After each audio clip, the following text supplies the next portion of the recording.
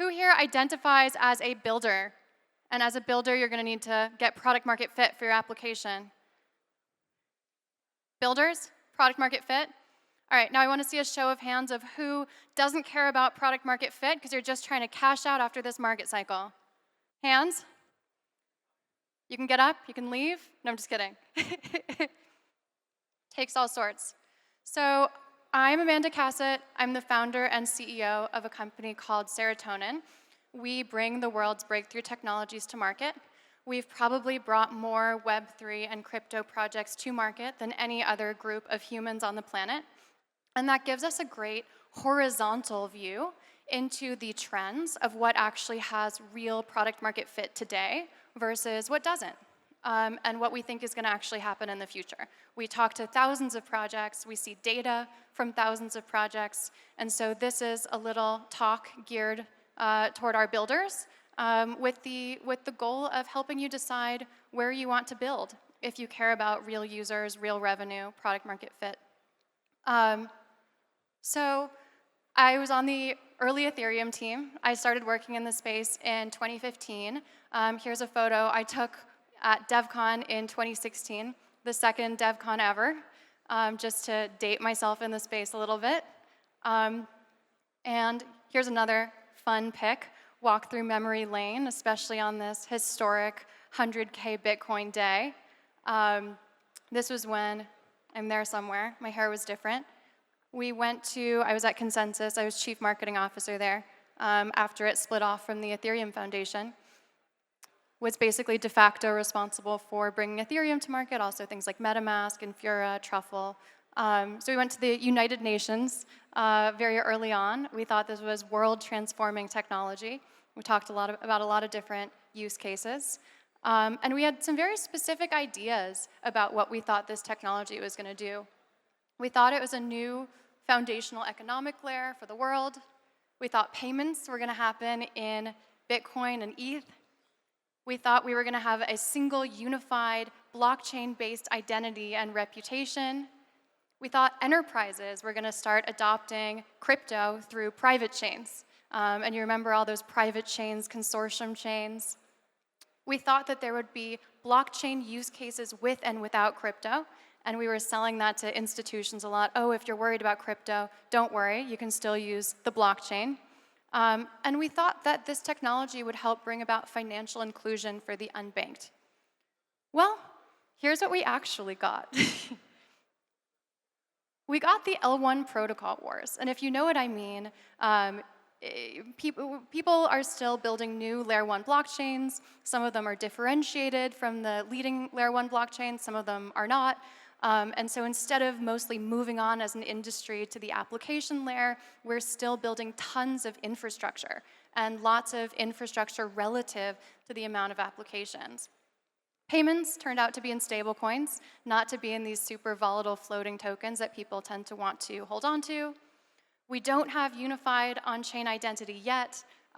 We mostly interact with the blockchain through Web 2-style centralized exchange accounts. Yeah, there are things like ENS names. There are projects like WorldCoin, but those things don't really have fit yet. Then we don't really have enterprise adoption without crypto, right? We have brands adopting Web3 through NFTs a little bit. We have Bitcoin on balance sheets. We have ETFs. We have stablecoin rails. But we're not seeing our main institutions completely on-chain yet. Our product market fit has been largely with traders and speculators as a TGE platform, as a token generation platform for meme coins and for various kinds of DeFi games. And now this financial inclusion for the unbanked one, well, I think that's actually kind of happening, so we're not going to cross that one out. That's a little bit different. So here's what we see at Serotonin, where crypto definitely has product market fit today, with a very Web 2 definition of product market fit, defined as having real users, having real revenue. Maybe you can even back into a company's valuation by multiplying its revenue or something crazy and old school like that. This doesn't include things like DePIN, things like AI use cases that are still very much evolving, and that could hit that point. But what we're seeing really work, TradFi bridges, Infrastructure, and that's not all infrastructure, but there's certain infrastructure our space has built that really has product market fit. It's casino games, and there are lots of different types of casino games. I don't mean literal blackjack. I mean all kinds of different betting. It's DeFi, it's stablecoins, and it's cross-border payments. And the reason that I circled stablecoins and cross-border payments is these are the two use cases on here that are not hyper-dependent on speculation. All of the top ones are very correlated with speculation. And so I'm super excited about those last two, and I'm going to spend the most time on them. So bridges between crypto and TradFi. So today, we have real, true product market fit among the leading centralized exchanges. The Coinbases, the Binances, Kraken, they're really just a few big players, maybe 10 or so really big players. On-ramp services, how you get your money into crypto, how you get your money out of crypto, and then ETFs, which are these Web 2.5 wrappers that let people not actually directly interact with the blockchain, but get the upside from crypto assets. Tomorrow, I think we're going to end up with these RWA wrappers being a really big deal. So every single asset, I think, is going to come on chain eventually, and there's going to be a big business in creating a tokenized wrapper around those assets so that they can be represented on chain, almost like a reverse ETF. So an ETF is taking on-chain tokens and it's putting a traditional wrapper around it so you can interact with it in the traditional world. These are kind of the opposite, where you put an on-chain wrapper around some traditional asset so people can interact with it on-chain. Then tokenized everything.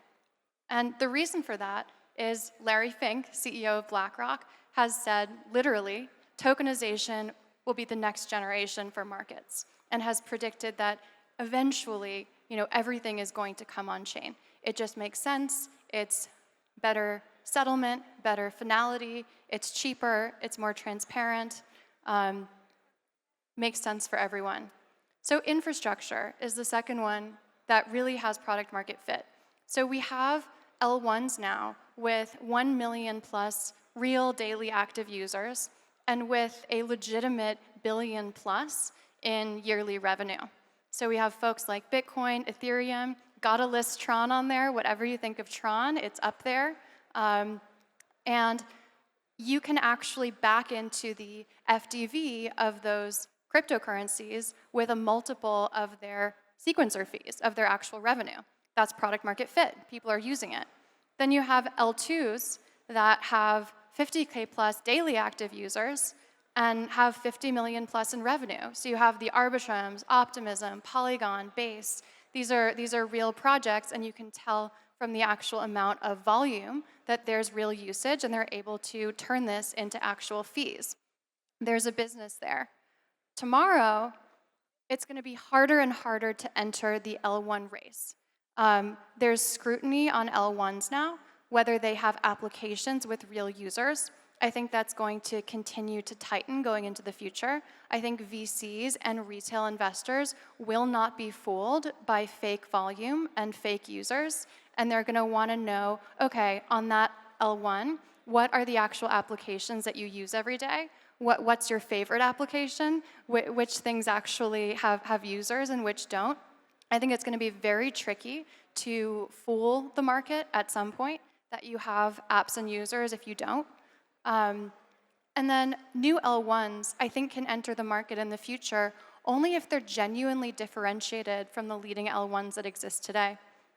So on the L2s front, I think L2s are really going to become ubiquitous.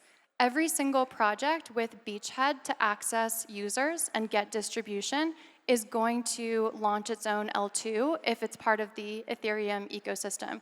Having your own L2 to collect sequencer fees is almost like saying my store has a cash register. No one is going to come to your store because it has a cash register. They expect that your store has a cash register.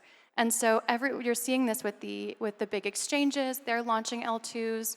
You're going to see this with every business that has beachhead with users. They're going to have an Ethereum L2. And they're building these right now on the leading L2 stacks. So Arbitrum, Optimism, Polygon, also ZK Sync, you've noticed that these have stackified over the past year or two, and that all of these new L2 chains are not newly rolled fresh L2s. They are building on these L2 stacks that exist. So it's basically like WordPress for making your own L2. Right after this talk, I could just go to my laptop and launch one, and I'd have my own L2. So it's no longer going to be a selling point that you have an L2. You're going to need an application with a real value prop with product market fit with users to give you the ability to collect fees through an L2. And everyone's going to have one that can.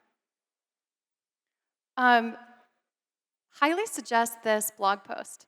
It's written by some clever VCs. It's called Blockspace, Crypto's Heaviest Bag. And what it's about is the overproduction of block space in crypto. And I will describe how we got here. But basically, because Bitcoin, Ethereum got so much early product market fit, and we're actually able to let investors return capital to their LPs, we get an absolute profusion of L1 and L2 blockchains being created because new VCs want to replicate that same success that they saw from some of the early L1s and L2s. And in some cases where infrastructure actually has a differentiated offering to the leading ones, that'll work out just fine. And it actually adds some good diversity and some good competition to the market. But in many cases, the actual chances of reward for some of these L2s, the chance of actually displacing one of the leading existing ecosystems is so low that then it creates this perverse incentive for this L1 or this L2 infrastructure builder to essentially try to fake volume and users on their platforms. I've even seen businesses that you can subscribe to as an L1 or an L2 that will, as a service, use up your block space. So then you can show that you have users.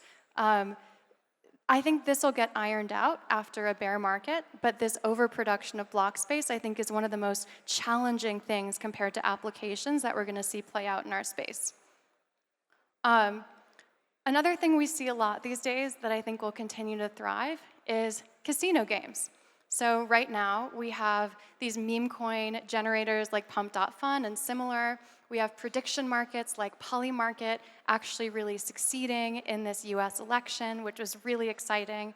I think in the future, it's going to be kind of like NFTs. So during the big NFT boom, there was this moment where you could make something be more valuable than it otherwise would be by launching it as an NFT. By putting this on-chain wrapper around something, it would have more value than it would otherwise. But that got ironed out. What I think is going to happen later is that every meme is going to, by default, ubiquitously have a meme coin.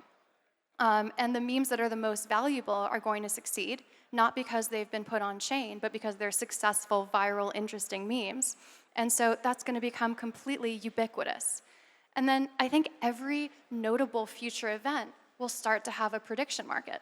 And that's going to create a really interesting world where we know a lot about what's about to happen because individuals with insight are incentivized to share and externalize their wisdom because they can actually make a profit on it.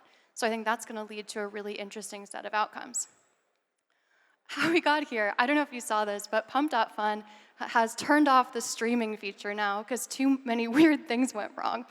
People locking themselves in a dog cage until people buy their token to 25 million. It got dark. And how we got here is partly from this. This is a talk from Murad from Token, where he talks about the tragedy of the tokens, where originally the people that bought into things like Bitcoin, Ethereum, they weren't really funds, they were everyday people. They were able to ride something up from a very low price to a high price. There wasn't some big pre-mine. There weren't undisclosed token unlock schedules. But he's right. This is kind of happening today with a lot of these VC token launches, and a lot of retail has wised up that they don't want to play at these casino tables. They'd rather play at their own casino table that already has all of their, has all like the transparency that you get in the meme coin market as opposed to the VC coin market. So this is something that the incentives in our space have partly brought on ourselves. And I think we're going to see some innovations in TGE strategy coming that bring us back closer to things like fair launches, that bring us back closer to ICOs even. Because if you want that retail user to actually trust and buy your token, I don't think you're going to be able to pull some of the tricks that have happened in previous cycles. So DeFi. DeFi, what we're seeing is that it's getting easier for both humans and AI to use. And a lot of the focus right now that DeFi applications like the Aaves of the world, on Aptos, you have things like VibrantX, so you see this in every ecosystem. Borrowing and lending and all of these TradFi functions have now successfully come on chain and gotten product market fit. What's going to happen next is bringing more users and more volume onto them by making them easier to use. So we're going to use wallet abstraction, we're going to use chain abstraction to create normie-friendly UX for every major DeFi app that has product market fit, and we're going to enable them to do the kinds of things that are new and novel in this cycle. So in staking, we have these new primitives right now with restaking, with LSTs. That's going to be simple for everyday people to use in the next cycle. Things like cross-chain that are still a little bit complicated. We've been innovating. Across has been doing a great job innovating with intents. A lot of projects have been doing interesting research on chain abstraction. We're going to get to a point where anybody can use these. And probably the most exciting user for some of these DeFi apps is itself AI. I don't know if I buy the thesis yet that AI needs crypto. I think crypto might need AI a little bit more, but I do think that people are going to deploy their AIs to do things with crypto. And the problem that I want to solve the most when I'm using crypto, when I'm using DeFi, is UX. It's making it simpler to use. It's wrapping up all in one easy window. It's sharing an intent, like I want to rebalance my portfolio in this way when these metrics are hit. And so I think AI is really going to become the UX and the portal that people actually use and interact with that then itself agentically is making transactions for you in DeFi. So I think a lot of the UX we've seen in this space really isn't going to be for humans. I think it's really going to be used by AIs, and the AIs will present us with a really simple chain abstracted, wallet abstracted interface and can intake our intents and act based on our intents. We might also get some novel DeFi primitives. It's always hard to know what they are before they hit. Restaking is a novel primitive. Doing intent-based cross-chain is pretty novel, but who knows what the next version of that will be. Then I want to arrive at stablecoins, which I think is where crypto has the most product market fit when it comes to actual rate of adoption, when it comes to revenue metrics. You look at a historic company like Tether that has some of the highest revenue per employee of any company ever. So we've seen enormous USD stablecoin market cap growth. We've seen real adoption for cross-border payments and stablecoins genuinely starting to bank the unbanked. I think going forward, what we're going to see is USD stablecoins actually replacing small market cap currencies. We're going to see a power law distribution of currencies where we're not going to have as many different ones because market participants would rather use USD denominated stablecoins. I think eventually stablecoins, because of the faster, cheaper settlement finality, are going to become the default rails for payments. And I think it's going to be interesting to see if stablecoin adoption, since we're starting with so many USD-denominated stablecoins, whether it ends up being a transport layer exporting US dollar denomination to more places around the world. These are wild graphs in terms of product market fit. USDT currently has 76% market share of the total stablecoin market. That's enormous. It's because they've really gone into the emerging markets. USDC and Circle, they're doing fine too, but they are selling a lot more of their product to post-industrial markets that already have lots of financial products to choose from, so it's a bit of a harder sell, but they're both doing very well. Arguably, to me, some of these smaller cap currencies are going to get replaced by USD-pegged stablecoins. You see this from the volume of transactions in those markets already happening on USD stablecoins. And straight from the source, the CEO of Tether has said that USDT can become as big, in his opinion, as all emerging market fiat currency market caps put together, which is wild, and I agree. This is an amazing stat. This is the percent of underbanked, unbanked countries by region. It's over half the world. And yes, it isn't the most prosperous half of the world, but it's the fastest growing half. It's the half where things are changing the most. And so companies are and should be willing to pay a lot of money to go and create infrastructure in places that don't have it, that don't need the heavyweight banking infrastructure. I mean, you're never going to get TradFi banks going into some of these rural areas and setting up shop. So they're going to be able to leapfrog those kinds of TradFi technologies and get straight into on-chain payments, straight into stable coins. And we're already seeing, like, think about all these reward platforms, all these quest platforms. What are they really doing?